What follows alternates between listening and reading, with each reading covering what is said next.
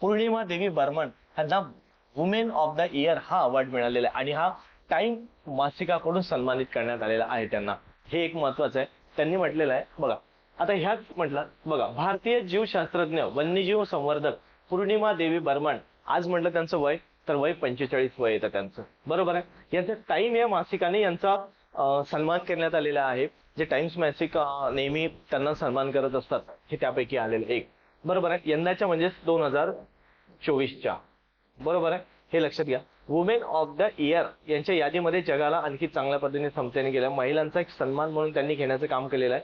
हे एक बघा, ह्या पौर्णिमा देवी बर्मन ह्या एकमेव भारतीय महिला आहे ज्या 2025च्या यादीमध्ये समाविष्ट करण्यात आलेल्या आहे, बरोबर आहे. मग यामध्ये लक्षात घ्या, याच्या सोबत मग ह्या एकट्याच होत्या का? नाही, तर यामध्ये त्यांनी काय दिलेलं आहे, 13 महिलांची नावे यांनी घोषित करण्यात आलेली आहे त्यामध्ये, बरोबर. तर 13 पैकी काही का अभिनेत्री निकोल किडमॅन, त्यासोबतच जिसेले पेलिकॉट यांचा सुद्धा समावेश करण्यात आलेला आहे. परत 2023 मध्येच बर्मन यांच्या कामगिरीमुळे हरगिला पक्ष्यांमध्ये संख्या वाढलेली होती. हा एक महत्वाचा आहे, विचारू शकतात, महत्वाचं बातमी आहे बरं मित्रांनो.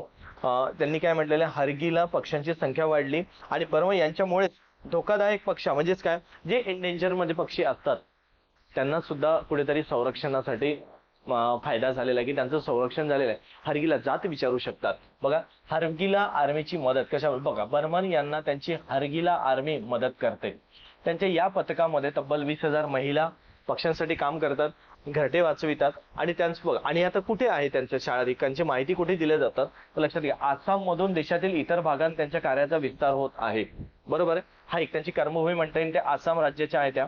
आणि त्यासोबतच आता कंबोडिया आणि फ्रान्समधील शाळांतही त्यांच्या कार्याची माहिती दिली जात आहे.